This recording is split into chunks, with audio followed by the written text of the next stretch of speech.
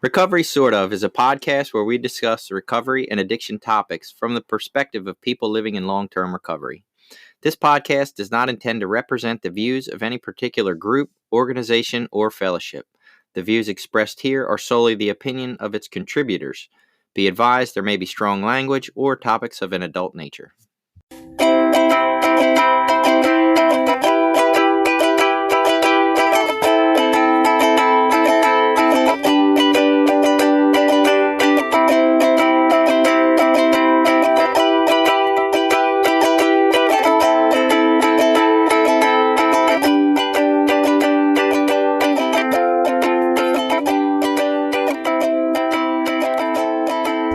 Hey, welcome back. We're Recovery Sort of. Obviously, I'm Jason. I am a guy currently in semi-quarantined recovery. And my name's Billy. I'm also a person in, semi-quarantine recovery. Yeah, so we're here to talk about recovery, sort of, as always. But today, a little bit special, a little bit different. We're going to talk about what's going on in the world, the coronavirus. It seems irresponsible not to talk about how this relates to our recovery. And so I think we decided we were going to cover it.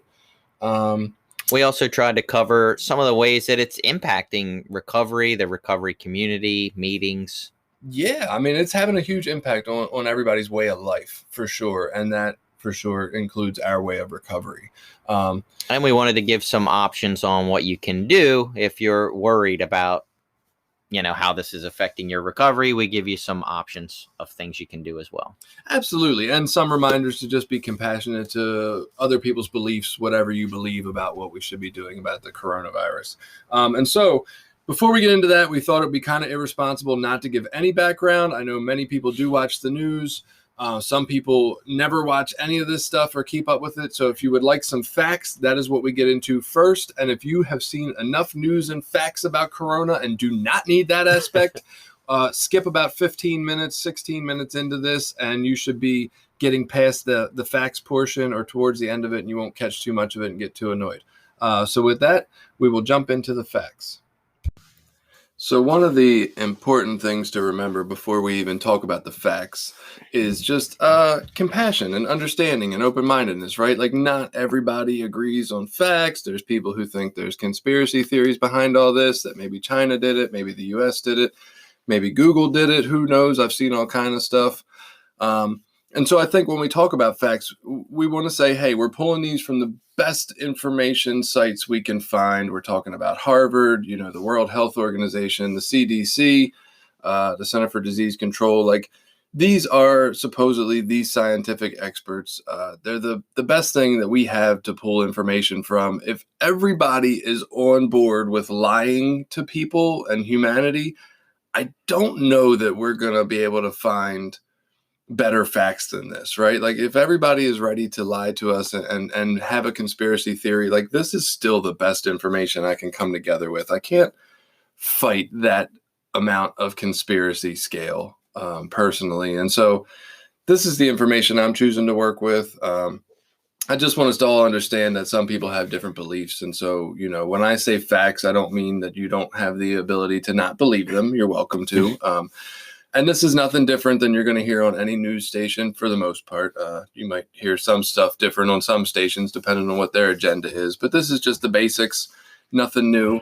What we don't believe, we do not believe that this is an attack from China or a political plan of action to take out the election, which I've seen a bunch of times. I don't think all the people in Italy who are losing relatives and loved ones are thinking that this is about the Democrats trying to get Trump out of office. Like, I'm pretty sure that's not the worldwide sentiment of what's going on here right now. Yeah, and I heard one of the leading infectious disease doctors, Dr. Michael Osterholm, said that they can actually use genetic testing now to come up with basically almost like an origin and a timestamp for when this virus came out, where it came from, what it is. Right. And they don't believe that it was man-made or engineered in any way. We don't have even the capabilities to even make something remotely close to that.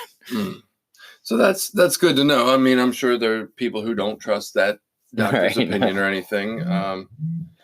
I do find it interesting that frequently we seem to be at odds with the professionals who've studied these diseases and, gotten degree after degree in understanding and specializing in these types of things. Like, these are people who are well educated and, definitely studied up and well knowledged, and we seem to disagree with them on a hunch or feelings level at times. And I'm baffled at times by that. Like, look, I have hunches, right? And what a difference a week makes in my take on this whole thing. I found it very interesting a week ago, and now I find it interesting for completely different reasons. But we're trying to do a quick rehash of these facts, so let's tie into that.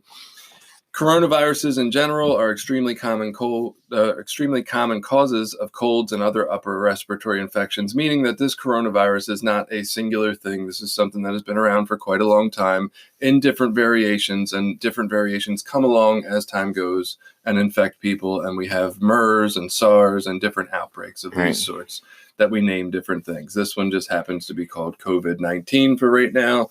It'll probably get some other spiffy name at some point in time. You want to do the next one? Sure. COVID-19, short for coronavirus disease 2019, is the official name given by the World Health Organization to the disease caused by this newly identified coronavirus. And numbers are rapidly changing. So as of yesterday, the situation report that we have come across talks about a total of 142,000 plus confirmed global cases of this. 5,300 plus deaths from this. And according to that, in the last 24 hours, 400 of those deaths were new. 9,000 of the confirmed cases were new. So, like, this is definitely just in the beginning kind of its spread, and spreading rapidly. Yeah, so it has spread so rapidly and to so many countries that the World Health Organization has declared it a pandemic. Pandemic is a term indicating that it has affected a large population, region, country, or continent. Right. And as we know, this is all over the place. They're looking at Europe as the epicenter right now of things outside of China, at least.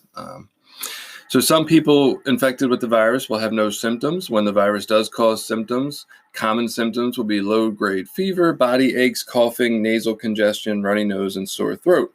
However, COVID-19 can occasionally cause more severe symptoms like high fever, severe cough, and shortness of breath, which often indicates pneumonia. That's generally for people who have predisposing ailments, like other things that affect their health that are already going on before they get this. That's usually where that comes in to play. But that doesn't mean that this whole thing can't also have an effect on the entire system as it goes. We talk about it like, oh, I'm a healthy whatever-year-old. I don't have nothing to worry about. I don't have older family members in my house. No big deal. But if our emergency response service system gets overwhelmed and all the coronavirus cases are in the emergency room, and that's where all the ambulances are going, is to serve people for that, then they're going to take twice as long to get to your car accident and maybe not save your life. And one of the things I heard this morning on the news, of course, that's where I get some of my information, not all of it, but some.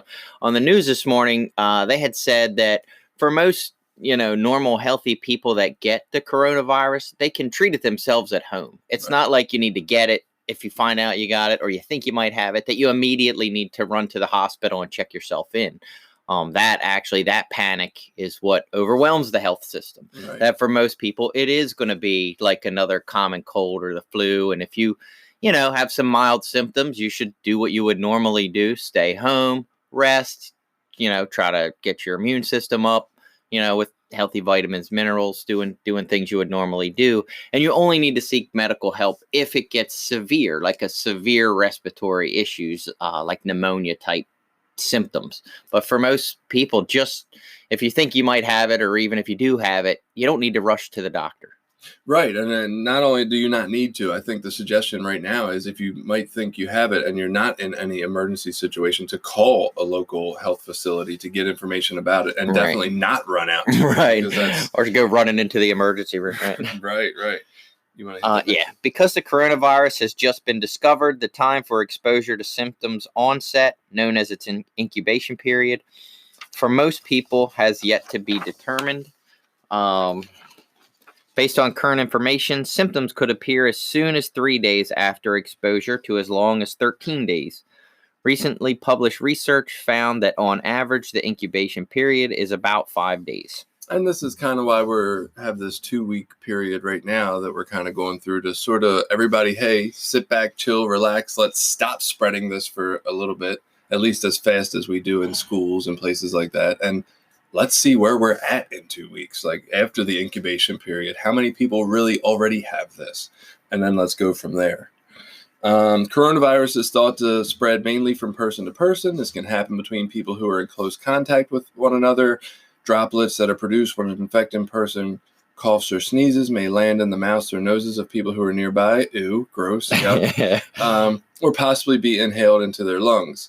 Coronavirus can also spread from contact with infected surfaces or objects. For example, a person can get COVID-19 by touching a surface or object that has, the COVID-19 virus. We don't know door handles. Honestly, I doubt we really know any of this for sure, as we're probably just going by what we're familiar with other coronaviruses that have been around.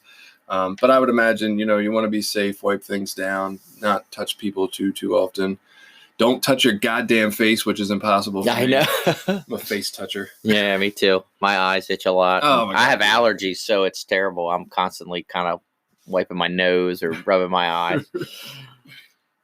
Okay, so some things we can do as far as to minimize this spread would be avoid contact with people who are sick. Avoid touching your eyes, nose, and mouth. Stay home when you're sick.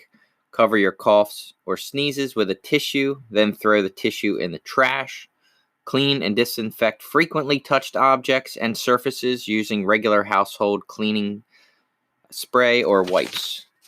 Wash your hands often with soap and water. Virus, then people spread the virus when they touch these surfaces and then touch their own mouth, nose, or possibly their eyes. So, your immune system is your body's defense system. When a harmful invader like a cold or flu virus or the coronavirus gets in your body, your immune system mounts an attack known as immune response. This attack is a sequence of events that involves various cells, unfolds over time. This is what happens when you get sick, when viruses enter your body. Following general health guidelines is the best step you can take toward keeping your immune system strong and healthy. Every part of your body, including your immune system, functions better when protected from environmental assaults and bolstered by healthy living strategies such as these. Here we go. Don't smoke. Eat a diet high in fruits, vegetables, whole grains. Take a multivitamin if you suspect you may not be getting all the nutrients you need through your diet. Exercise regularly. Maintain a healthy weight. Control your stress level. Control your blood pressure. If you drink alcohol, drink only in moderation. Yeah, whatever the hell that means. Get enough sleep. Take steps to avoid infections, such as washing your hands frequently and trying not to touch your hands to your face. Ha! That's a joke. Mm-hmm. Since harmful germs can enter through your eyes, nose, and mouth, my eyes definitely, like you said, are the place I touch the most constant. And one of the things, one of the reasons there was a lot of concern for this in the United States is because we lead the world in all of those high risk factors. So, it's one thing they see these high death rates in other countries, but if it were to spread that rapidly in this country, we would probably have a higher death rate because we suffer with smoking, obesity, substance abuse, all of those categories that they talk about are the harmful ones. We lead in all of those. Absolutely. So, again, checking in, what do? You call your doctor or pediatrician if you think you might have it. If you do not have a doctor or pediatrician and concerned that you or your child have it or anybody in your house, you can contact your local board of health. They can direct you to the best place to get evaluated. It's best not to seek medical care in an emergency department unless you have symptoms of severe illness. Severe symptoms include high or very low body temperature, shortness of breath, confusion, or feeling you might pass out. So what we're saying here is definitely not to not get checked out. But if you're not feeling like something is severely wrong where you would normally run to an emergency room, generally don't run to an emergency room. There's nothing to really go. We don't need to panic just because this is a new illness. We treat it like we do our other illnesses, basically. Right. And the way they're treating it, it's not like some early detection is going to minimize your risk, at least what they know at this point. Right. They're going to say, go home and rest and don't touch people, but mostly. And so we've given you the numbers, we've given you the facts. The purpose, I think, and some people might know this or might not know this, depending on how well the news is doing its job. I tend to not watch the news, so I really have no idea if this is the information they're spreading or not. But this is not about stopping the spread. This is not about ending or curing the pandemic. Like, that's not why we're taking this break in things that are going on. And depending on where you're listening to this, you may or may not have a break in services around your area. We happen to be in Maryland. Our schools are shut down for 2 weeks. Our government offices are pretty much shut down for public entry. I happen to be in the mental health field, and our practice is shut down for 2 weeks. We're doing completely teletherapy for 2 weeks, which is like, our goal is to lead the way and be responsive to, hey, let's not panic about this, but let's also be professional and handle it in a way that doesn't, create the spread of this to other people. And so the goal ultimately, from what I can understand, is that we want to slow down the spread, right? We want to slow down the spread. We want to see exactly where we're at with everything, take a 2-week period, and then reassess. If the spread of this doesn't get slowed down, and you see what's happening in places like Italy or places that weren't really prepared and didn't take any measures because we didn't know yet, they got overwhelmed. Like, their emergency services system is overwhelmed. I read a story, and I don't know how completely accurate it is, but it seemed pretty accurate, that a guy had his sister die from this in their home in Italy, and it took like 48 hours for anybody to come get her. Like, she was just dead in bed because there's nobody to do anything at this point in time. Everybody's kind of quarantined to their house and not allowed out. And it's, I don't know, it's overwhelming. And then you look at that, and like we talked about, so somebody goes into shock from eating peanut butter, right? Anaphylactic shock, or being allergic to anything, or somebody gets in a car accident, or you have an accident around your home, and then there's no emergency services to come help you because everybody is so overwhelmed already. And that becomes a really dangerous situation that affects everyone. So I think it's really interesting. I'm totally amazed by the response we're having right now, and in various different ways. What's your take on any of this? We think we've covered enough of the facts? Or? Yeah, well, and I think it's a pretty serious virus. I think it's something that we should be taking very serious. But I also think there are some, rational steps that most people can take to minimize their risk, to minimize their exposure. And if people would just take it a little bit serious, that would help a lot. Right. Just do the minimal amount of things. Right. Yeah. And that's, if you believe in it or not, if we have the chance to possibly save some lives, awesome. Like, why not try that, right? We're not always sure that any of our measures are going to work or save lives or help people, but let's investigate. Let's try it and see what happens. So let's be on board and hope it happens, even if we don't believe it will. Yeah. And like a typical, self-centered addict, most of the time, I will think like, hey, I'm healthy. I'm fine. I'm not worried about going out. I'll do whatever I want. This is stupid. It's an inconvenience. It's unfair of me not to think about the risk that I pose to other people as I go about my day and do my things. I can be a transmitter of it. So what? I'll get a mild grade flu. That's fine for me. But if I transmit it to your grandmother or your spouse who's got a illness, or transmit it to you, and then you take it home to your spouse or your elderly grandmother, I should take a little bit of responsibility for my own behaviors to try to minimize my potential to spread. If I'm not worried about myself, I should at least think a little bit about the people around me. No, absolutely. I would 100% agree. This is kind of where I start to get frustrated often with people on Facebook. Look, not that I don't have the same self-centered thoughts, right? I completely do. I'm like, fuck it, this isn't going to hurt me. I'm fine, which I'm not even sure about that anyway. Yeah, right. I say that.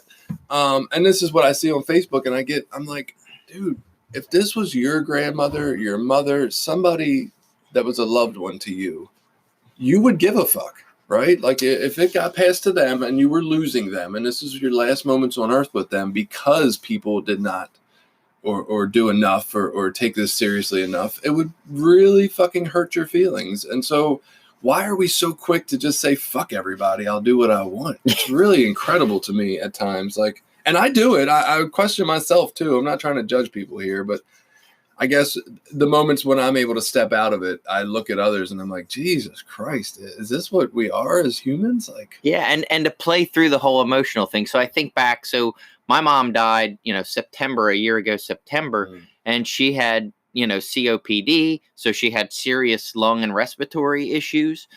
And, if she were still alive now, basically me, my wife, my children would not be able to go visit her. Because I had recently been in contact with somebody that came back from Europe, minimal contact, but still, it's like the risk factor is so high that I would now have to separate myself for a couple of weeks from my mom, who is dying, who we're trying to spend a lot of time with, to be around a lot. And now all of a sudden, because someone wasn't educated or someone didn't take a little bit of personal responsibility, here I'm at risk, and so it's sometimes it's easy to forget how those scenarios play out in other people's lives, or can play out in other people's lives. So me taking a little bit of personal responsibility to just say, hey, look, I can take care of my side of the street, make sure I'm not, spreading it. If I do get it, I don't need to be all that worried and panicky and fearful about it. But if I feel like I'm getting sick, I should stay the fuck home. Stay away from other people. No, absolutely. And the scary part is a lot of this spreading is going to happen before we actually feel sick or have any ability to, self-quarantine for a while. We're going to be passing it along. And that's how this spreads so quick, because people do that, right? And so we did, like my wife and kids and I, because I guess normal people go. I know everyone in my house goes through the thing, like all of a sudden you notice you have a cough, you think your throat's a little sore, so now all of a sudden you're fucking sure you're infected with it. Yep. So we broke out the thermometer. We got one of the ones you stick on your forehead just to check your temperature. So we broke that out. It's laying on the table. We all check our temperature, probably way more than we ever have in the last 5 years. Right. And just to be sure, it's kind of like gives just a little bit of calming, a little bit of reassurance that, okay, I'm still okay for right now. I'm not running a fever. I'm thinking about, I need to make a meme that's like, some of my family might be susceptible, and I have 5 kids and a wife that kind of drive me crazy. So I'm like running to be in contact with someone that just came back from Europe just to, I got self-quarantine in a hotel for a couple weeks, dear. Sorry. Right. Or some meme about people greeting each other at a meeting with one of them temperature things up to your forehead. Like, that's how we greet now. No more hugs. It's just a temperature thing on your forehead. You can like zap from across the room and tell the temperature. Hell yeah, we're gonna be laser tagging with the temperature zappers. Fuck, I can't tell anybody to skip the facts section. That was good. All right, so I think we should just pause here. We'll do our voices ad, and then we'll come back and talk about how this functionally affects us as humans and people in recovery. This episode has been brought to you by Voices of Hope, Inc., a nonprofit, grassroots recovery community organization located in Maryland. Voices of Hope is made up of people in recovery, family members, and allies. Together, members strive to protect the dignity and respect of those that use drugs and those in recovery by advocating for treatment, support resources, and mentoring. Please visit us at www.voicesofhopececilmd.org and consider donating to our cause. All right, so moving on to more of our conversation about recovery and how this all ties in. We want to start with a couple of maybe formal statements that we have. So the NA World Services statement regarding coronavirus. We've had many inquiries and questions about health concerns regarding the coronavirus. While it is not our role to make statements regarding health issues, we encourage NA groups to discuss the situations you are facing and the options you have to provide safe environments for those who attend your meetings. Groups may want to consider asking members to temporarily stop some of the common practices found at NA meetings, such as hugging, shaking hands, offering refreshments. We may also want to consider alternatives to circling up at the end of the meeting. Some groups are discussing contingencies for the possibility that they will not be able to meet face-to-face for some period. Ideas include hosting phone meetings or online meetings. These are just a few thoughts. We honor each NA group's responsibility to discuss and to determine what is best for their meeting, which is in line with NA. It's the upside down pyramid idea where the groups are at the top, and NA World Service is the servant to the rest of the groups in NA. It does go on to say some stuff about contacting national or local health agencies for specific guidelines about what can and can't be done right now. We can't meet in groups of, we don't want a meeting larger than 250. Yeah. And that may very well change to be a lower number at some point. And I guess there are probably some groups that have 250 people in them. I'm not sure where. I know some bigger ones that have at least 120 in the Baltimore area. Around here, I don't think I've ever been to any, maybe some larger gatherings like picnics or, dances or functions. Right. But I think regular meetings wise, gosh, I don't know that I've been to any that are 250 in this area anyway. No. And so what you're mentioning, like conventions, there's a large convention that our area usually, goes to or participates in, the Ocean City. We call it the Ocean City Convention, even though it's not. It's the Chesapeake and Potomac region or whatever. Region. But that's coming up real soon, and I really get the feeling they're going to have to cancel that. I know they're holding off on it as far as I understand right now. And I know the area in Delaware, Small Wonder area, they canceled their convention. Was supposed to actually be this weekend that just passed, and they canceled that. Yeah, man, it's definitely affecting that level for sure. And what we're seeing now is a lot of groups. I see a lot of groups being forced to close because of churches closing down. I think the entire Methodist Church has closed down all across everywhere. Even though I saw signs driving here this morning on a Methodist church that said church was still open, which I was like, I thought whatever. But there's also groups that are voting that as a home group that it's better for them not to meet, which is an interesting thing to me. And we'll get into some more of that in just a minute. So one of the other ones, Europe is being hugely hit by this at the moment. And so the continental European region of Alcoholics Anonymous, I reached out to them. They now have a statement. Numerous meetings in Europe are temporarily suspended due to the coronavirus. We therefore suggest checking with the meeting contact person to see if the meeting is open before attending. Groups are also encouraged to let the Central or Continental European region know of any changes to their meetings so we can update our meeting list. Fortunately, during the suspension, many groups are moving to an online meeting format. The latest information can be found in each meeting listings notes section. And so maybe they're doing a better job at keeping up with updating their centralized location. I have always noticed that for Narcotics Anonymous meetings, the World Service website is the absolute worst place to go for updated information about local NA meetings. I know they have apps. They have the World Service site. Whenever I've used any of that, it is highly outdated. Whenever I travel somewhere and need information about the most local information about whether a meeting still exists, I try to find the area's website for sure. I feel like that's the more close-knit, tied in, might be accurate. And even at that level, that's frequently still has mistakes and errors and closed meetings on it, which is unfortunate. But so what we're getting at is these statements that are being made are definitely telling of where we're at right now. We're in a place where meetings are being forced to not be held or choosing to not be held. And there are online meetings and phone call meetings, and these have always existed. But I think they are really something being used now by many, many more people than would normally use them. Yeah, and there have always been these resources for online meetings. We've looked into some different times when we've been traveling. In a case where we were out in a remote part of Utah, where there were not any meetings, we looked into online meetings, and most of them are, it's different, obviously, than sitting in a room, with people that you see on a regular basis. But it is similar in that if you participate in those meetings on a regular basis, it's usually pretty easy to build some relationships there, to build some friendships. For me personally, the video meetings probably more so than the phone meetings, of which they have both. They have video conferencing type meetings where you can actually see the people that are talking. Everybody's kind of sitting there with a webcam, or most people, not everyone, and not everyone puts a picture of themselves up there for anonymity reasons, but you can if you want, and most of the people generally do. Or there are phone meetings where you can just call in and you just, like a phone conference.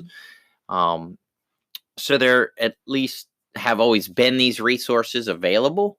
Right. Most people don't utilize them because it's always been easy enough to find a local meeting. So I think for me, I just enjoy face-to-face interaction. I fucking hate the phone. It drives me crazy when my daughters are on FaceTime or whatever, Google Duo, video chat, whatever you want to call it.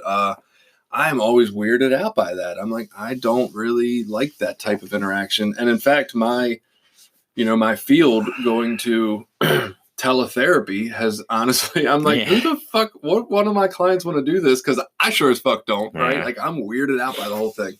But apparently this week, that's what I'll be doing with people, is video chatting with them. So maybe I'll get more comfortable with it. Yeah. And I immediately felt the same. I got sort of angry, that all these meetings are shutting down, all these places.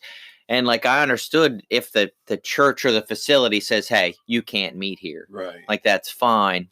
But, when groups were just deciding to shut down, it bothered me. It got on my nerves because, like I say, you can do video meetings and you can do these things. But for most people, it's not the same. It's just not. It's really not. And so I found this, and I never actually did it, but I was strongly close to doing it, I guess. I don't know how you would say that. I was attending a different fellowship, and they don't have many in-person meetings. And so it's like a lot of their basis is, hey, you might have to do these phone or web meetings, and that might be all you can get in the area you're in.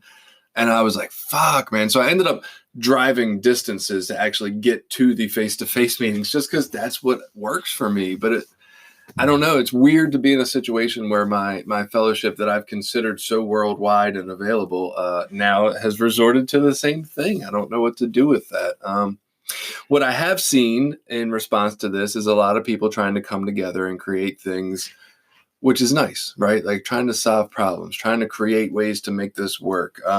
I've seen all kinds of stuff on social media with people like, hey, let's create a network of things to list meetings that are closed or open. Somebody invited me to a group or joined me in a group, or I don't even know how that works, but apparently I'm in a group that says, all the meetings that are open and closed anywhere. I don't even know where the group's located. I thought it was like a local thing. And then they're like, oh, hey, make sure you put your city and state. I'm like, oh, fuck, is this worldwide? I don't know what we're doing. But just ways to keep up, because like we said, world service isn't that accurate.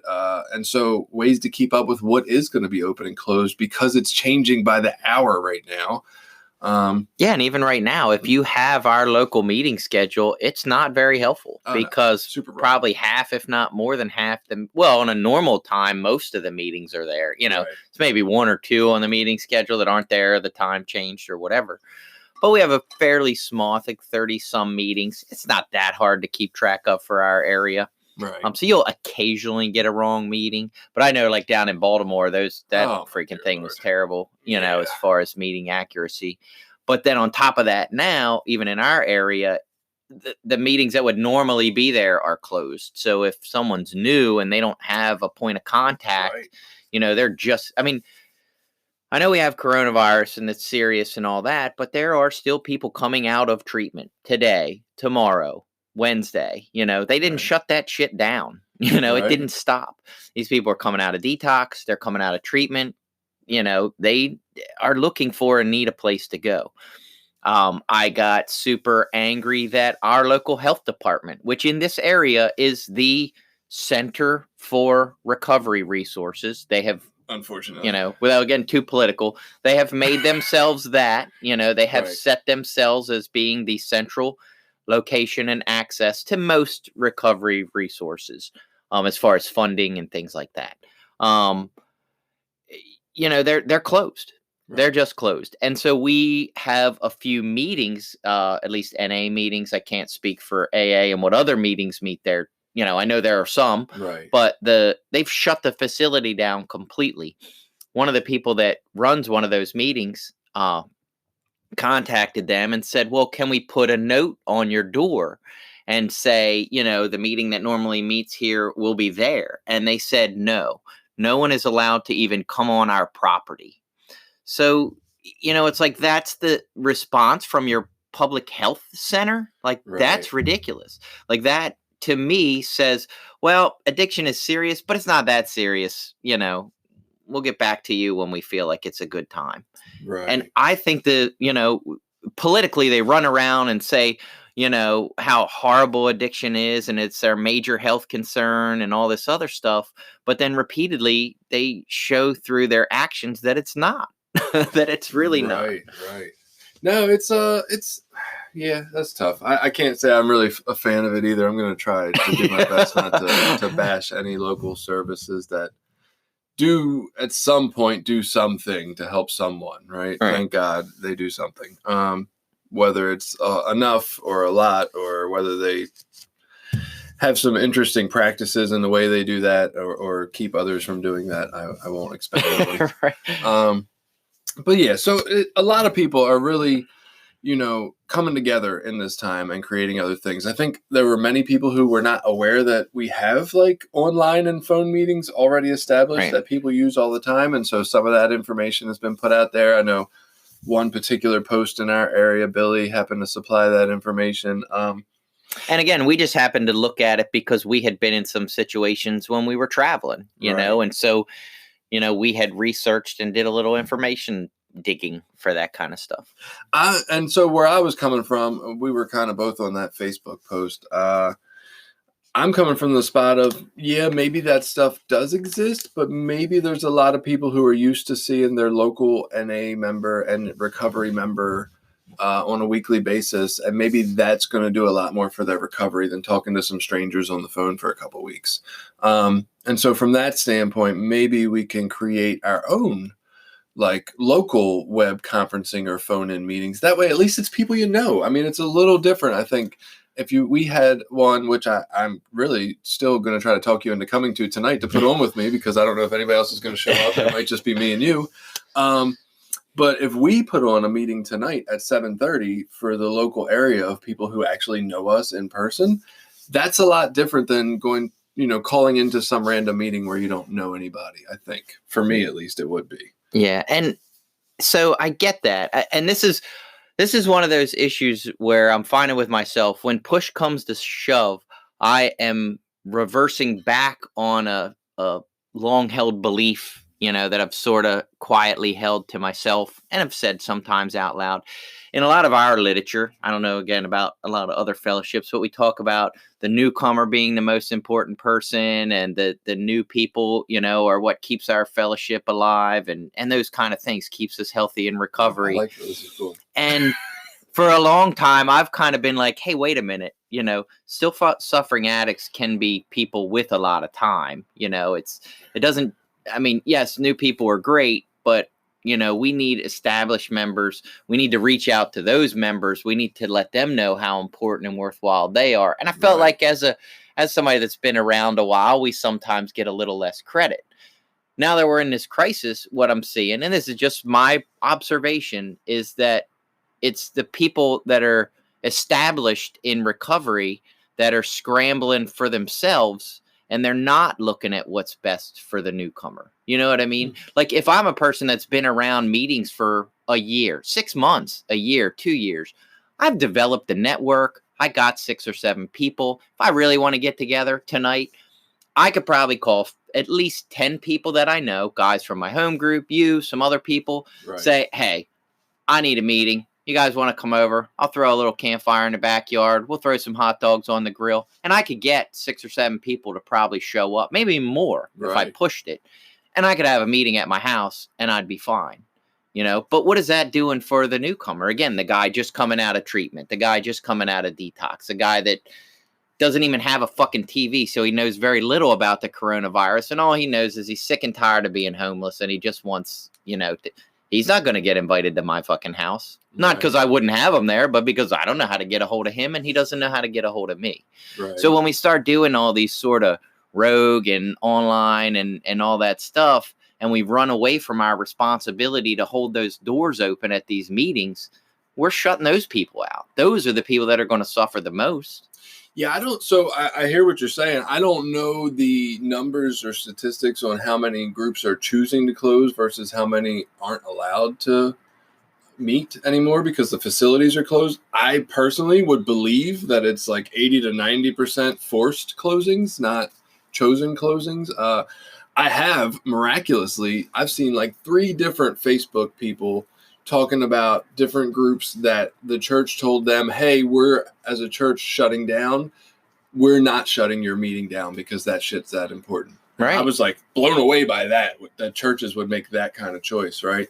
Or even taking that extra step to say, hey, would you mind if we just met out in the parking lot? Or would you mind if we show up and we have somebody there that can maybe talk to people or send them somewhere else?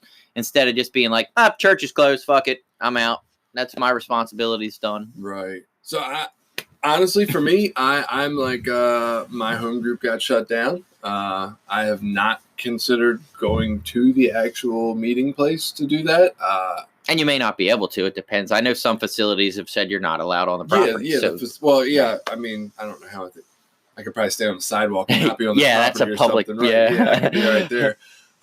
That thought honestly never crossed my mind. Honestly, for me, I don't know if I'm getting defensive here or not. I'm not trying to. I didn't really want to do a meeting. I was like, fuck it. I got a break, right? Like, I'm not going to get high. I'm cool. Yeah. My intent to put on this meeting tonight was more because it seemed like there was a desire for it. Right. Even though now that I've posted that there, will be a meeting tonight, there seems to be no desire whatsoever for anybody to actually attend remotely or in person. But since I said I would, I'm going to show up and do it anyway. Fuck it. And if I'm the only one there, then I'm the only one there. Yeah. And I don't mean to diminish, whatever, like if whatever efforts you're putting forth to continue is good. I don't mean to diminish, you're going to run off and start an online meeting. Like, no, that's cool. That's a good idea too. Like it's not a one size, fix to this. Oh, we just do this or we just do that. But to just throw up our hands and be like, I don't have to do anything because my church is shut down and the meeting's closed, and so I have no responsibility. That was definitely my first take. And it's mine too. Don't get me wrong. Like a lot of times that's my, first response too. But as I saw more and more of these meetings closing and start talking to, again, this came up, other people in recovery that I've talked to that are running into these issues have helped me to sort of open my mind to that, to be like, oh, wow, wait a minute. There are still fucking people coming out of treatment. There are people that need a meeting, that need to somewhere to go. That. Do you think they're going to, through web searching, find maybe the Facebook Cecil County Recovery Facebook group and get guided to these online meetings? Or, I mean, what do you think is going to happen? It's hard to say. I mean, I don't know enough about today's generation of how they problem solve. When I got clean, there wasn't an option of going to like a social media page and trying to search out, if you went, you wouldn't find like Cecil County, NA. You would find the Susquehanna area page. Right. But I don't know that doesn't have updated information on which meetings are closed and which ones are open and how to connect with online meetings and all those things. Am I not on that page? I might not have that one. Yeah. So you're talking about the actual website. Oh, yeah. Does that not? Maybe that should point people towards, maybe they should mention Facebook groups that are useful even if they're outside the fellowship. I don't know. Then you get into some gray areas on, Are we promoting Facebook? Affiliation with groups outside the fellowship. Help people. Right. So what I've noticed, and if we go back to this Facebook post that we posted this on March 10th. What was that? Tuesday? Yeah. Monday? Oh, yeah. What's today? 13, 12, 11. I think it was Tuesday. And so Tuesday at this point in time seems like a fucking year ago because things have changed so drastically. But very early on, what we saw was that it seemed to be like at least 2 camps, maybe a third camp that sits somewhere in the middle of, hey, let's just evaluate this. But there's the camp of, oh my God, this is incredibly serious. Buy all the toilet paper, close down all the meetings. I'm not leaving my house. I'm not hugging. I'm not handshaking. I'm not doing any of that for sure. Circling up, you're out of your mind. And then there seemed to be the other camp of, this is crazy. Why are we getting out of hand over this? I'll give you some very selective statistics that somehow prove that this is right not to worry about it, whether that other things kill more people or the death rate for people under 50 is 0.00001%, or like all these weird facts. Well, okay, well, we're not all under 50, so that's kind of useless numbers. But it definitely seemed like people were on just opposite ends of the spectrum, as with quite a few things in the political and non-political landscape nowadays. It was very polarized, and that's kind of what we saw when we asked the question on Facebook. A friend of mine, Mary, talked about stop hugging and avoid circling up, and it's very contagious and will spread very fast. People can be contagious before they're symptomatic. Stay safe.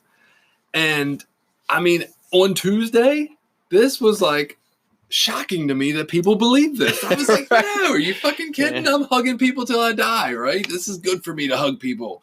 Kind of like what you, and we're going to come back to this a couple times, I think.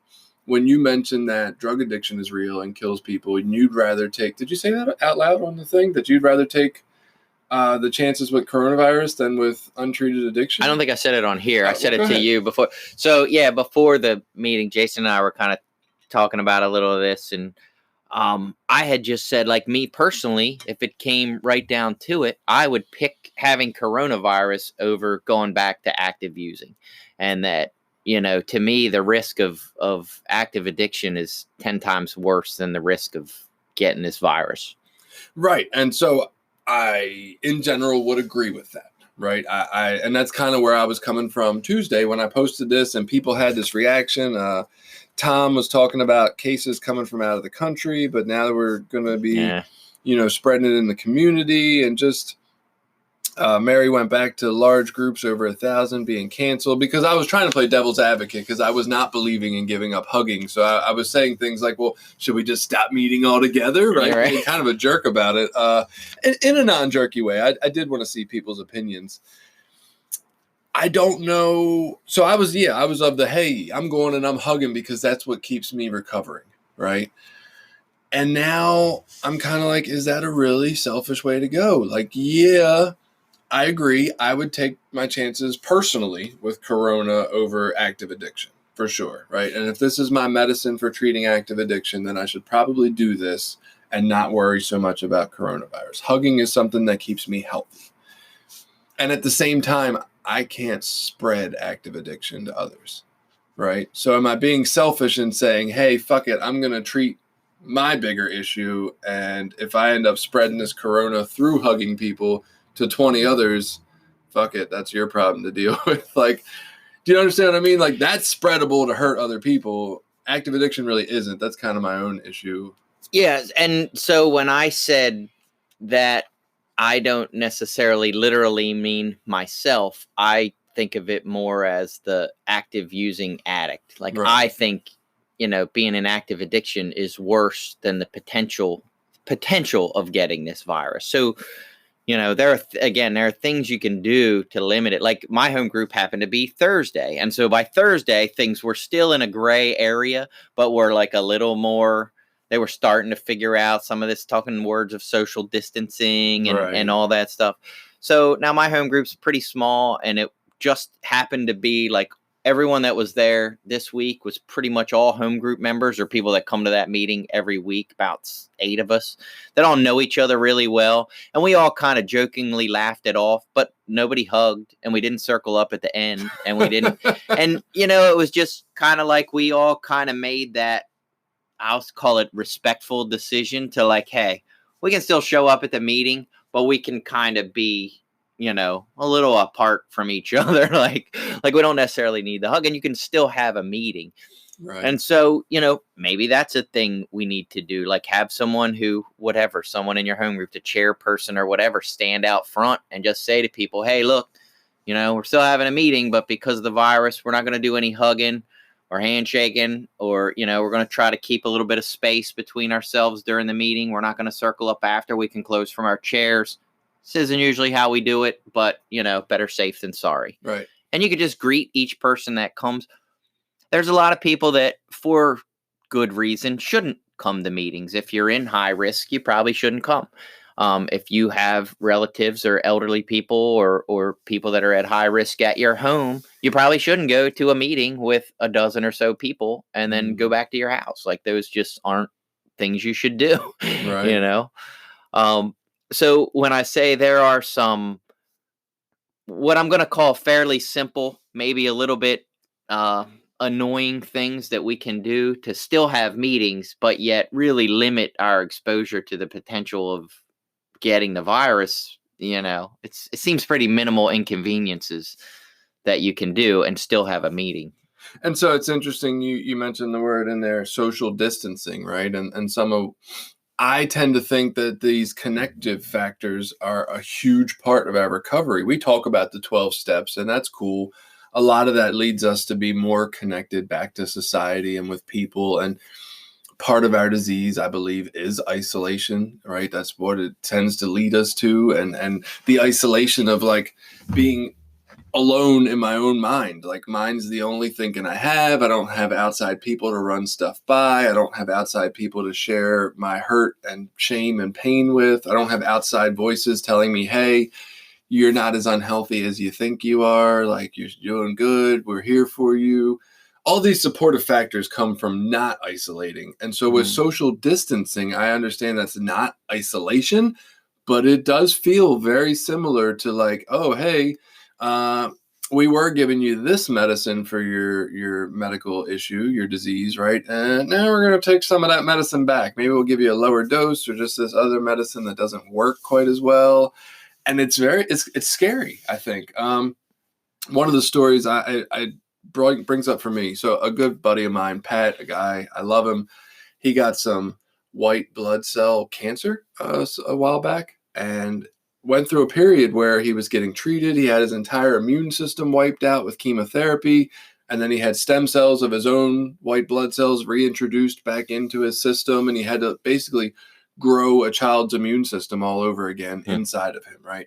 And so the suggestion was, hey, you don't want to be around people. It's winter. It's cold season. You probably don't want to go to meetings. You got a port in your chest. You don't really want to be hugging people. Like, all these things that they're telling him about, what he's going through, what he should do is basically sit home alone and be away from everybody. And yet his oncologist, his cancer doctor said, listen, because he was honest with him about his recovery and everything. He said, listen, that's what you do to remain happy and healthy in your life, is you get up and go to work every day and you go to these meetings, and these are the things that feed your soul. He's like, what good is it? Like, your soul has so much to do, or your spirit. And look, this is definitely what this doctor believed, not scientific. Right. This doctor said your soul, your spirit, whatever you want to call it, these are the things that help you get healthy and better. I would rather you go to these meetings and risk getting a cold, even with your compromised immune system, because you have a better chance at recovering if you're living a fulfilling life, basically, was the gist of it. And so I just find that wild, right? Like, hey, these are the health recommendations of bacteria and viruses you might catch.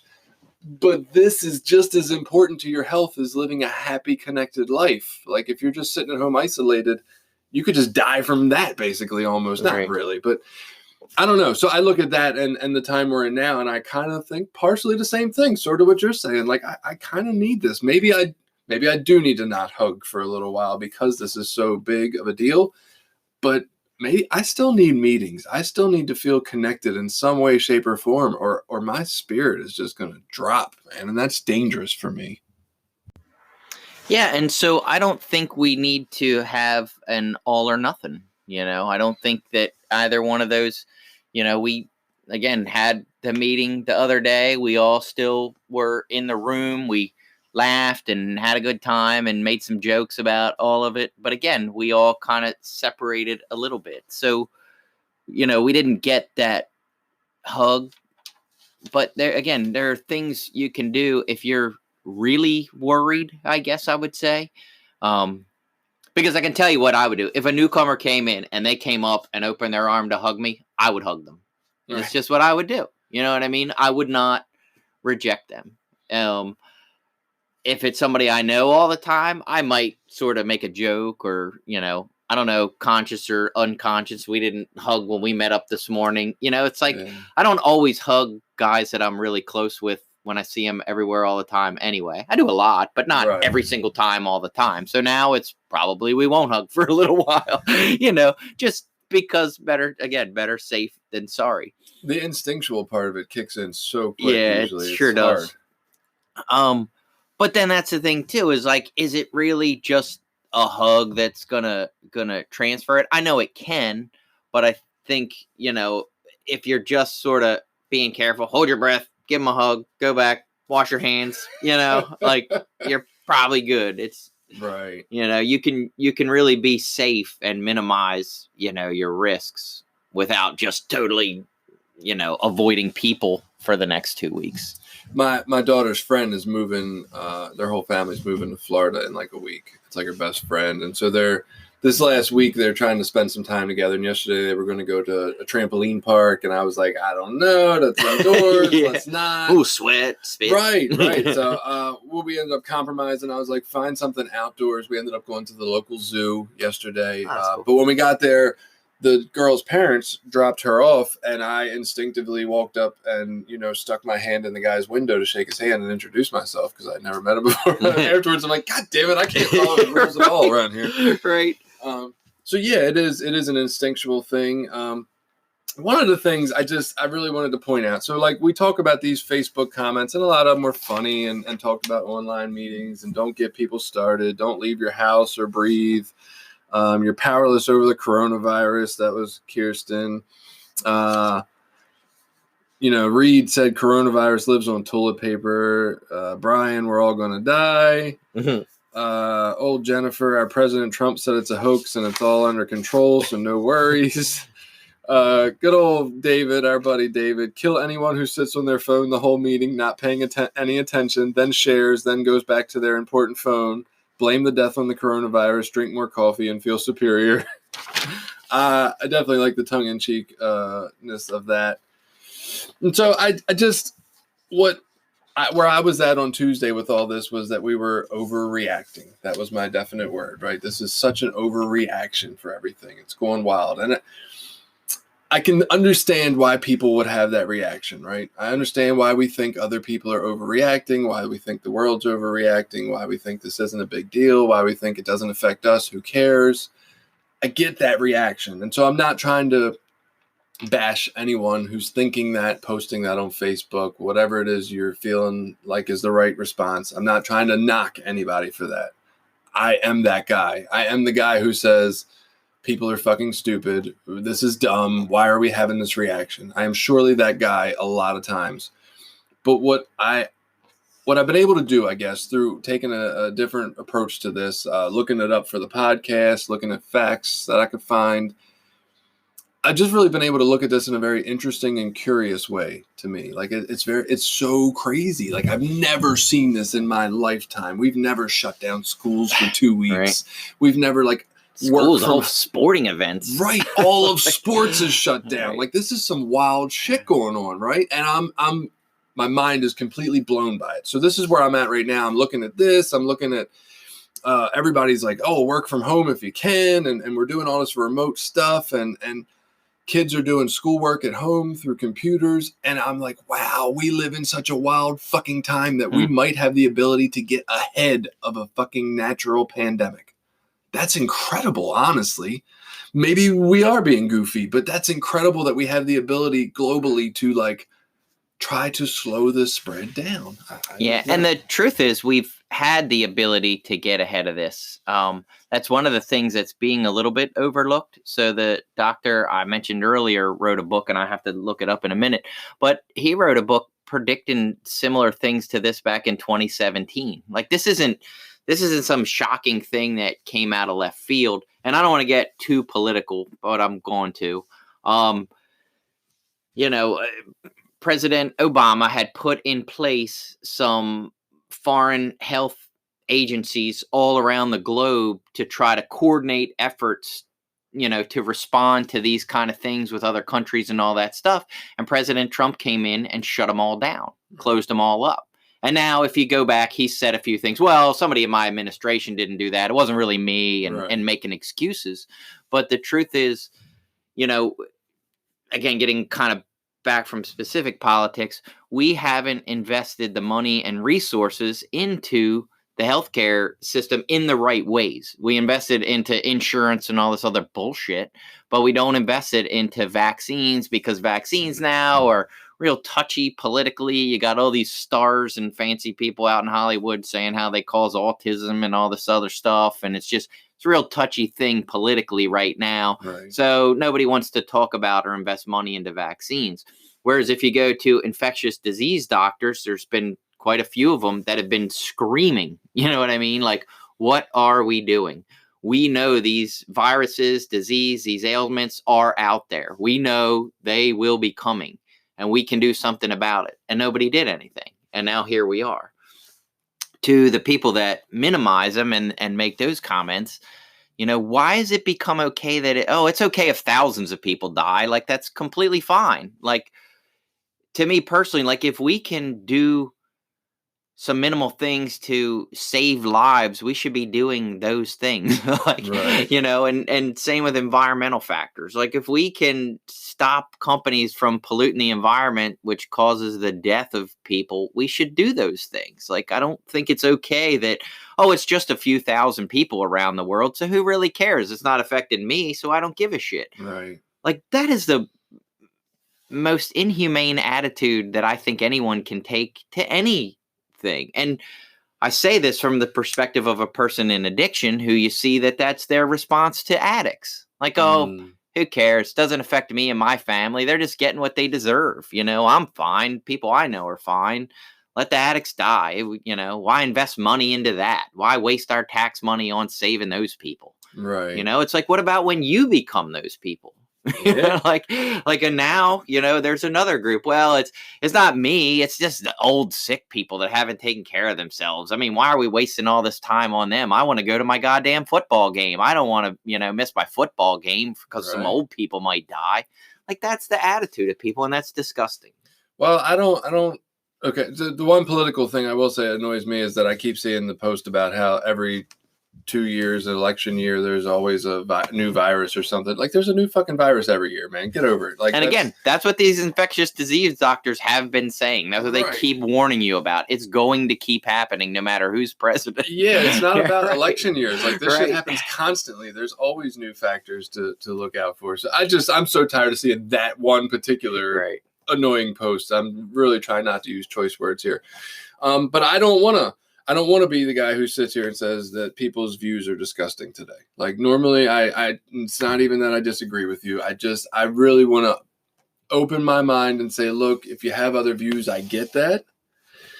This time period will impact your life. It will make your life tougher. It will make things less fun and more annoying for you to do what we're about to do. This 2 weeks off, this whole new way of life for a lot of people, your kids being home and you not having childcare coverage and you having to work, and all of this is going to fucking affect your life. And that sucks. And I'm trying to be compassionate about that. That does suck. It's different. It's not what we want. I just don't think the reaction of this is stupid and people who believe in it are overreacting and stupid. I don't think that's going to help us, right? This has the chance to possibly save lives. Even if it doesn't save lives, if it has the chance to possibly save lives, is it not worth trying? Right? And so that's where I'm coming from with this. It's not, hey, fuck you people who disagree with me or who think this is all dumb. It's like, hey, I get where you're coming from, but maybe can we just like try to look at this in a new light and stop bashing everybody and just... Right. Hey, maybe we can save a few lives. Is that not worth it? Right? What cost is it? How many lives do we need to save over a couple of weeks or months for this couple of weeks or months of inconvenience to be worth it to you? Right? How many do we need to save? Is it 1,000? Is it 10? Is it 1? If we all as a global community did this for a couple of weeks and we're inconvenienced and we save one life, is that not enough? And so that's just kind of where I'm coming from. Like, let's just try to step back and not get caught up in our hunches and feelings and just really look at this at a base level of like, we might be able to help. So why not try to help? And I think the hard part, so now I'm going to kind of flip over to the other side for a minute and say the hard part is this is just one virus now. Next year, we know in winter there's going to be a version of the flu out there, and that again, quite honestly, will kill more people in the United States. Well, has the potential to kill more people. I don't know, honestly, because this is still going. But, next year's flu has it. So why are we not doing this with the flu? Why, when flu season starts, do we not start shutting everything down, locking people at home? I mean, that's the flip side of this is like, where do you draw the line on which, disease is more dangerous and less dangerous, and who gets to make that decision? And we don't have a set, like, if this percentage of people die, then it's a worrisome thing. But if a lower percentage of people die, then it's fine. Well, I don't know that we're doing this for the percentage of people that die or not. I think it's more of just the ability of it to spread so fast. I don't think the flu spreads like this. Like, yeah, it's flu season, people catch it, but not at this rate. Like, this is an alarming rate for something to spread. Well, see, my understanding was different. My understanding is what makes this so dangerous, it spreads exactly like the flu. And that if you look at how many, I think they said, and I might get this slightly wrong, but like 45 million people got the flu in the United States last season. So, if 45 million people got this, the death toll would be in the hundreds of thousands because of the percentage of, the percentage is way higher. Sure. And that 0.1% of people that get the flu will die. Whereas I think they're saying in the neighborhood of 2 to 3% of people that get this would die. How do so many fucking people get the flu, dude? I haven't had the flu in like 20 years, and I don't ever get a flu shot or anything. And again, because most people will get a really mild version of the flu to where they might think it's a cold, might last a couple days. You know what I mean? Like, I don't get flu shots every year. Yeah, I get sick once or, I have kids that are in school, so I get sick once or twice a year where I'm down for a couple days. I feel like shit, I don't do anything. I'm a little achy. That's probably a version of the flu. Maybe. Not dangerous to me. Most of the time, I'm not limiting what I do. I'm trying to push to go to work. You know what I mean? I'm trying to push to, the kid's got a baseball thing and I don't feel like it. I don't feel really well, but I'm going to go anyway, and I'm not thinking I'm infecting all those people. Right. Or I'm going to work, I can't afford to take off work. Work's not shutting down, so I'm going to work when I'm half sick. We live in a culture of you better fucking show up at work or you're going to get fired. People look down on you for calling out sick when, like, you're trying to really protect other people. Right. So at least my understanding of this was that's why they're shutting all these things down, because it does spread that easily. And that if it's the percentage of deaths that make this so much higher, See, it would be 100 times more people than the flu. I didn't think the flu had like the double spread time over a few days, because if so, I mean, that seems like that would just overwhelm our emergency response system too. Yeah. And I think with the flu, at least we don't really test for it. You know what I mean? You don't get a flu test. You go to the doctor. A lot of people go and get flu shots. That's another thing with the flu is we do have a vaccine that works for 50% of the people that get the vaccine. It works. Totally. And then another percentage, it really lowers, maybe it won't be the exact vaccine that, gets rid of the flu for them, but they'll get a much milder version of the flu. Like they'll have some immunity or a little bit of build-up immunity. So they're not getting like the full-blown flu. They'll get a weaker version. So maybe somebody who knows what the fuck they're talking about can help us out with that one at some point. Another argument that I thought of is like, I'm the guy who will try to stay home and avoid the coronavirus. Like I'll change my whole life around to avoid it. And then I'll end up like chopping my arm off in a house accident that wouldn't have happened if I was just out living. And I think that's a pretty, I don't know. I have this take on life of like, let's let whatever happens happen. And so that's a hard one for me to change up and say, no, you know what? Let's be a little more respectful of this and understanding and change some things up, because maybe that's what it's called for here, is to change a few things. And so I think that also ties into other people's feelings. They don't like to change. They don't want to change their normal patterns. They think whatever's going to happen is going to happen. That's definitely my take on it a lot of times. Oh, if I stay home, I'll die in a house fire because I should have been out. Or, I can't avoid my fate, my destiny. Well, and then there's just some and maybe today this is not fair. Well, it is. So I have to go to the grocery store. Like, we need fucking food. I have kids and a family at home, and I'm not a prepper, so I didn't stockpile for weeks of food supplies, Right. Like, we used all the food that not all, but, we're getting low on food, and we have to go get food for the kids in the house and stuff. So now I have to go to, whatever shopping center, which is going to be just a breeding ground for whatever viruses are there, because those places have been overrun and inundated with people. All the people that went for those supplies are definitely going to be the people who have this for sure. Like, they were all there in close proximity, fighting over meat and toilet paper and shit. Right. Coughing all over the hot dogs. Right. So now, you just have things in your life that you can't 100% avoid. And what do you do about those things? Right. And I think that's where the healthy bit of this comes into play. So it's not, oh, hey, fuck it, I'll just do whatever because whatever's going to happen to me anyway, even though that is my normal standpoint, right? It's more of okay, let me go with the flow. These people who supposedly know way better than I do about these kind of contagious diseases are suggesting we shut these things down. Maybe since they're shutting down sports and schools, maybe there is more to this than I really fucking understand, and it's a big deal, right? And maybe I do need to take some changes and precautions, and yet still live a life of, I can't avoid everything. I do need to live, and from the point of, I've taken these precautions, but now whatever happens. There's not a whole lot I can do about it at this point. I have completely avoided the grocery store for sure. We do online ordering. We usually get that on Sunday mornings, but they didn't have any open slots until Monday. I was just going to say the same thing. Oh, when we tried to do it, it was Tuesday. So now it's at Walmart.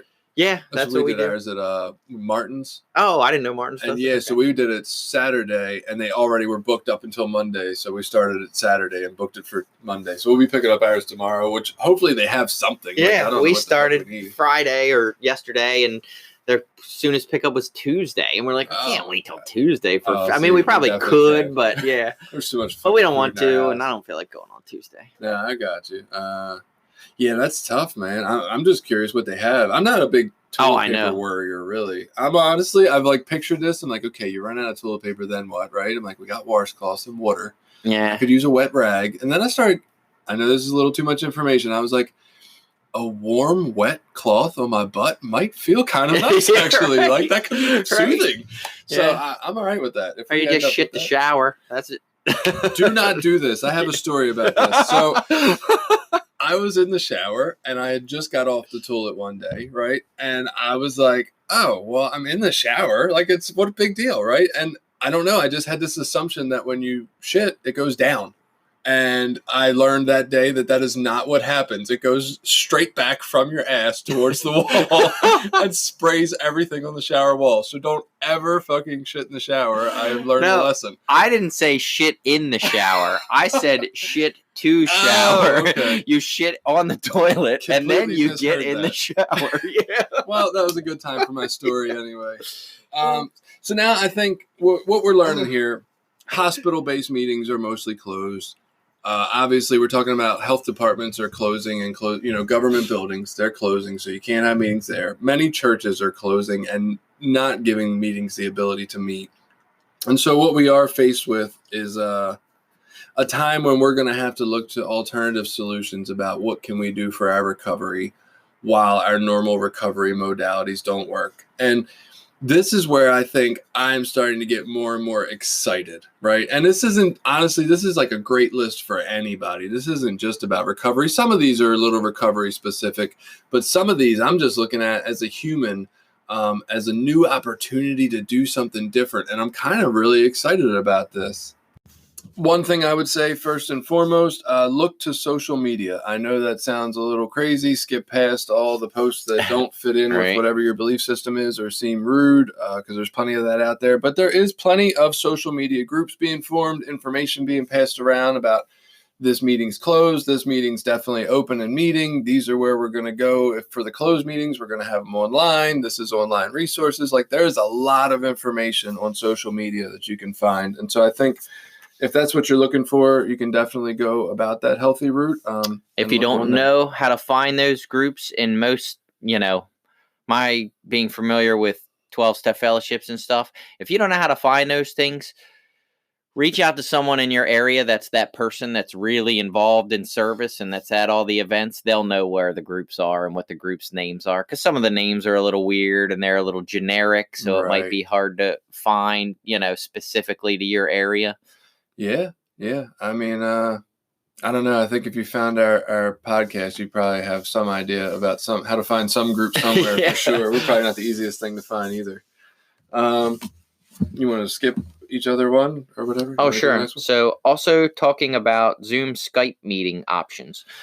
Yeah, just web conferencing ideas. If your home group specifically would like to still meet as a home group, or you like the idea of talking to people local to you and not just phoning into some random meeting, definitely look into your options for a web conferencing meeting or a group call meeting. Yeah, and we had talked about it, and I started looking into it. Jason and I had talked about, trying to set something up possibly, or some other people had talked about trying to set something up. And so I took a couple minutes and started looking into it. I thought it would be really difficult. It really doesn't look that hard. I mean, there's if you were going to do it on a regular basis, it might get pretty weird. Right. But it's easy enough to invite some people within a group, have them join a video conference, kind of up to 25 people. Looks like you can do for free, at least on some of them. So. Oh my God. So I did a deep dive into this and looked some shit up. And basically there's anywhere from, you can do 3 people to 100 for free, depending on which service. But a lot of them are capped at 40 minutes, which isn't a quite full meeting. And I don't know if you can do them back to back or if somebody else would have to start them or. Right. It was a whole lot of restrictions. Thankfully, we actually have access to something where we can do 100 and we can do it unlimited. And right. Beautiful stuff. Thank God we won't have it forever. It's only because, honestly, Google has this thing in place for the coronavirus that's letting everybody work from home that we have it. But, it's not too tricky. There's some ways around it. You can figure out the easiest one that you're familiar with. Maybe this will become a big Android iPhone separator and all the iPhone people will just only do FaceTime and not... They'll exclude all the Android addicts will relapse. I don't know how the fuck that'll work. But. Yeah, and the biggest thing for me about that, again, when I was looking into this, was how do we make it available to new people? How do we make it available to people we don't know? Right. Because you can only invite people that you know. Well, that and a newer person might not have a phone. I assume most people get a free phone early on nowadays, but maybe the guy just coming out of a detox center didn't go in with one and doesn't have a phone. So now how does he connect to this web meeting that we're having, right? I don't have that answer. Maybe we can look out for the people if they go into halfway houses, their halfway house, mate can help them get on or share the phone with them. I don't know. One of the things you can do in place of not being able to go to meetings is call your network. Those phone calls we say we're going to make every week that we always just assume the other person's too busy to take. Yeah. We can make those phone calls. Work steps. Now's a good time where you're stuck at home and you always say you never have time to do it. Now you can write on your step work. Right. And the crazy thing about that is, so every time I've given up a thing, whether that was drugs, whether that was vaping, smoking, right now I'm kind of in the midst of not having sugar. There's always this period of staying super busy to avoid the feeling of not having sugar or what lies beneath that. And I definitely noticed yesterday, it has not even been 24 hours and I am already sitting in my house in my, somewhat quarantine state as oh fuck, now what? I got to sit here and not eat all these sweets that are around me. What the fuck am I doing? It's hard. Yeah. Wow. So I'll say this one, I am a little politically weird about this one. So rethink supporting needle exchange, which I'm a big supporter of needle exchange, although I worry about the, what do they call that? When you take a bad thing and try to politicize it. When they take a mass shooting and try to make it about gun control all of a sudden. Right. So, but I will say that, that is the truth. This is a virus that could very easily be spread through intravenous drug use, and you get IV users, without clean needles are going to spread it. I don't know that people who don't care to have needle exchange are really going to give a fuck about addicts spreading the virus. Yeah. But what if this gets back, because it's spreading, back to your grandmother, back to your mother, back to somebody that matters to you, right? And that is kind of the point in this. I'm not trying to politicize it either, but I do think it's a valid point. If we don't believe in needle exchange, well, what do we do during pandemics when it really matters? Right. Fuck the addicts, let them Hep C and AIDS to each other. But right. But now they've all become carriers that are all in your community, and they are not getting tested, and their health is poor anyway. So the likelihood that they're even going to seek medical attention is very low because they probably don't have insurance. And, they not only do they present a high risk to themselves, but they're a high risk to the community as well. Absolutely. One of the things you can do, there's all kinds of recovery resources, and I'm going to cover a few of these all at once. They're all online. There's blogs, there's podcasts, there's so many different speaker apps and YouTube, and it doesn't even have to be recovery based. Like, you can go on YouTube and just watch motivating speakers or people who speak about feeling good or things that work for, helping you in regular life. Like, this doesn't have to be just recovery, though there's plenty of recovery outlets out there. Feel free to spread these resources to people who aren't aware of them. There's probably a whole world of people who don't know that recovery podcasts exists. And there's probably 500 fucking recovery podcasts, right? So, spread the word, man. Get it out there. Like, people can read about recovery. People can talk about it. People can listen to it. It's everywhere. And same with the TED Talks. I went down a rabbit hole of, maybe not specifically about recovery or your 12-step group, but there are definitely ones about how to live better, about happiness, about, quality of life things, about, mental health and overall health. And, I'm trying to remember what they were called, but there was a whole series on basically improving your life and becoming a better person. Right. And I found that incredibly helpful and useful in a lot of my approaches to my recovery. That's awesome. Yeah, TED Talks are a great idea.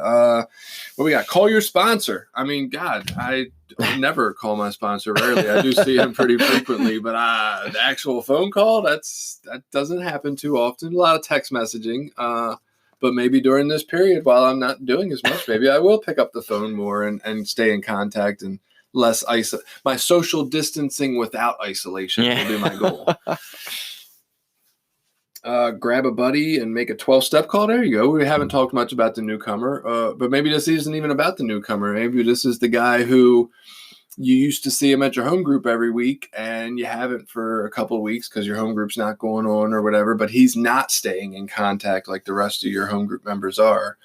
Maybe grab a buddy and go reach out to him at his house. Or if you know someone who is high risk and might be a little worried about, I wouldn't suggest just showing up knocking at their door. They might be a little freaked out, but give them a call. Hey, me and another guy are thinking about coming over just to catch up with you. We'll make sure we're real clean. Neither of us have any symptoms. We've been both feeling pretty good.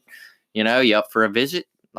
We'll sit on the porch outside. We'll stay 6 feet away, whatever, respecting that. But reaching out, because we do have a lot of people in our fellowship that are older and are at high risk because of health issues. You can just stand out front of their house with a boombox held over your head, blasting our podcast towards their house, just like an 80s movie, and that'll be totally safe. What's the next one here? Be compassionate to people who believe in the risks, even if you don't.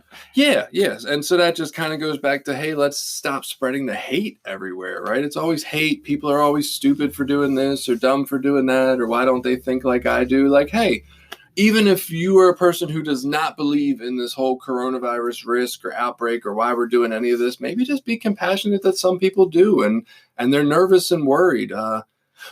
Kind of one of the things I thought about this morning, we're so angry at the people buying toilet paper. I've heard them called scumbags and overshoppers and hoarders and all these terrible names. Like, how do we know that these people are not ultimately at their house giving it out to the people in their street or in their community who run out? Like, do we really know that these people are shitty people? Obviously they're shitty. They have all this toilet paper. They need a lot of paper. Right. But no, I mean, do we really know that they're being crudballs about it? Like, maybe they're really, hey, if anybody on my block runs out, I want to make sure I have something to give to them. Let me buy a couple extra rolls. I get trying to save some for others, but how do you know? Like, I don't know. We're so quick to fucking hate everything. Right. And to throw people into the worst case scenario. And, we can, if we're going to make assumptions, let's err on the side of compassionate assumptions. Let's assume that, hey, it's pretty sad that they have to live in that level of fear, that they are so fearful of life that,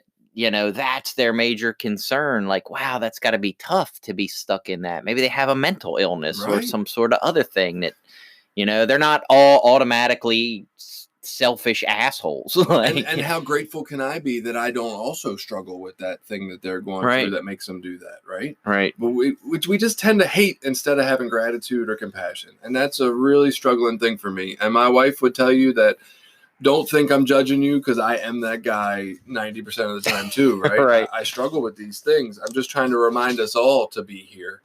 Well, and we all fall into, and this is what you see. I read a thing about the toilet paper, and it's like a herd mentality. Like, oh no, they're buying all the toilet paper. I'm not going to have any toilet paper. I better go get me a bunch of toilet paper. And we all fall into that. Whereas if instead of following the herd, let's be the one that tries to start our own herd in a different direction and be like, here's the herd, warm rag wiping your butt. Doesn't that sound so nice? It just sounds so pleasant. I don't know. Maybe I'm weird. I got a fetish. So this is one that really hit me hard, and this is for any motherfucker. This is not just for a recovering addict, right? We are always caught up in this rat race. I am the one to sit here and say that my kids play too many sports, and I'm always running to practices and games and events and this, that, and the other. And look, yeah, I am a little sad that stuff is like on hold or possibly canceled right now. But I have the time in life to step back from the rat race right this second. I know not everybody's in my position and not everybody's off of work. I get that. But there is a lot of change in normal everyday life right now. It's like a semi-quarantine state we're in, right? Even if you are going to work, there's a lot of things that aren't happening. Like, let's take this opportunity to step out of that fucking race for a minute and just chill, right? Yeah. Go outside. The weather's getting a little nicer. Just go outside and just be. Just be. I don't ever get the fucking chance to do that. I don't get the chance to take weekday hikes with my family. I don't get the chance to just sit outside on the front porch and enjoy the weather and how it feels on my skin. Like, and I know this sounds like some Buddhist meditative, you would call it woo-woo shit, whatever. This is wild times to be able to do this. So let me take advantage of that. I don't ever get that shit to happen. I'm always busy running to the next thing. Like, And funny enough, I do call it woo-woo shit, and I buy into all of it. We do all of it anyway. Last night I went to like a Native American sweat lodge thing, which is a total woo-woo thing. Right. But a couple nights before that, me and my son just went out and had a little campfire in the backyard, and we're just sitting out there, around it. Partially it was to clean the yard, but it's fun just to sit out there and have a little campfire and relax, and just him and I just chilling for, a half hour, 40 minutes maybe. Right. And just doing nothing. It's nice. It is. It truly is. And that, ties into that take a hike is also on here. I think we just kind of talked about that. And that was another thing about getting outside. So they are saying, getting outside is safer. We could do that with meetings. You could have a meeting outside of a facility. If, there's nothing. We've done it at my home group just because it's at a beautiful area. Sometimes it's kind of nice outside. We've just taken the chairs and sat outside and had the meeting outside. My old home group, and we were in I think we were actually in Baltimore City at this point. And we would take the meeting outside at times and sit on the church front steps because we didn't want to carry all the chairs out. Yeah. I mean, you're talking 50 people sitting out front of a church having a meeting. Right. There's people across the street. It was a little awkward. We kind of put an end to it at some point. But yeah, fuck it. Take it outside. Yeah. Right? And my home group's in an area where we could easily sit outside. Nobody would care. But you can also do little get-togethers at your house. You know what I mean? Like, have people over to your house. Have, outside. Don't let them inside. They might corrupt your house, but you can have them outside. Oh, they're going to piss if they go outside your house. They're still going to go in. Yeah. Bonfires, though. Yeah. Bonfires. I'm definitely on point with that. Do you want to? Yeah. So we got some outdoor activities. Play catch, play frisbee, go swing. Yeah, and those are just, obviously just a minute few things you can do in your front yard. I guess if you're by yourself, maybe go boomerang or something. So it'll come back to you if you can figure that out. But yeah, there's so many outdoor activities. And this was just the point that started to become really exciting, right? Let's look at this a different way. Instead of the inconvenience it is to the normal things I do, what can I do that I don't normally get the opportunity to that would be really cool to try or participate in? Maybe I can take walks out front of my house that I don't normally have the time for. and just be healthier and live. And it almost ties in with, last week's topic with your client that didn't know what they like to do. Well, here's an opportunity to break your normal of what you normally do. Right. I mean, if you've never done something, you don't know if you like it or not, and you could try something new and realize that, wow, I really enjoyed this. I had a really good time doing it. So this is an opportunity to kind of break from that normal chain of events and try some different things and experiment with some new activities. Yeah, fucking archery or something. I don't know. There's just like so many possibilities. It's incredible. And that's just kind of where I think we're at, man. We have this really unique opportunity. Yes, we can look at it as an inconvenience, a terrible thing, a panicky situation, or we can really look at it as a super unique opportunity to just do some different things and try some different things, and maybe a reminder to be compassionate to all different kinds of thinkers and believers in the world. And they don't have to agree with us, and we don't have to agree with what's going on, but we can still kind of go with the flow and make the best of it. Yeah. And, as far as potentially, I guess, some resources for people looking for, I guess, online meetings and stuff. If you just Google just a little off topic, but if you just Google your fellowship and online meetings, they'll come up. Or if you just Google recovery meetings online, you can find stuff pretty easy. They're not hidden. They're not that secretive, Same with local parks and stuff. If you're not sure where to go, just Google, or look up, internet search for local parks. In our area, there's a couple different local parks that have playgrounds and walking trails and bike paths and hiking, opportunities. Right. Places to walk your dog parks, all those kind of things. If you truly don't know where to hike, there is an app called All Trails, which has a paid tier that I will never pay for because I'm a cheap motherfucker. But it's also got a free tier that at least tells you where the local hiking spots are, and you can filter by how long and how difficult and all that kind of stuff. So that's a good resource for hiking. But yeah, Google, as much as I'm not trying to advertise for Google, me neither. It is pretty goddamn easy to search up some stuff. You use the right search terms, and you can find a lot of what you're looking for. Even if you could probably at this point Google ideas for things to do while I'm off during the coronavirus and find lists of incredible things to try out. Well, and as far as now, I know even like the movie theaters are still open. They're doing some social distancing, limiting number of seats. Some things are doing stuff like that. They're like shutting down the release of new movies and I'm just like blown away by all this stuff, man. It is wild. I think those are just financial decisions. They don't want to release and then have a low because the movie theaters are limiting number of seats. So. No, absolutely. I'm so infatuated with all this now just because it's so unique and I've never lived through anything like it. It is pretty. I'm like, wow. So I've been jokingly saying to people, it reminds me of all like those video games I played in the 90s, like Resident Evil and stuff like that. And it always seems like in those games, like it's not the virus that you got to worry about. It's the vaccine that comes out that's going to really turn you into like the next, there you go. Crazy zombie thing. So we don't need to be so worried now. People are just dying. Wait till they come out with the vaccine that's going to turn you into genetic mutation. I definitely, when all this was going on earlier in the week, I was like, oh my God, this is dystopian future. Like we're all going on house arrest. That's what's coming next. And so Friday, I'm at my house and the fucking power goes out. And I'm like, I'm losing my goddamn mind. It felt weird. And it is a little disturbing. They're talking about like state of emergency and calling out the National Guard. And like I work in Delaware in the next state over. So the guy that I work with and stuff is like, see you Monday. Like, I don't know, maybe not. The National Guard might be at the state line telling you fucking can't come into Delaware. Like, it's crazy. Know, it's definitely updating by the hour. And like I said, I'm just, of course there's a little scary, but it's just so wild, right? Yeah. It's so wild that this stuff's going on. But I think we have killed it. Hopefully you had some extra time to listen because you're, don't have as much to do due to the coronavirus and this didn't interfere with your life. But everybody have a great week. Stay safe out there. I hope you found this useful. And again, just keep plugging into alternative sources of recovery, man, and stay in that path. Yeah, recovery will survive the coronavirus. Excellent. See you later.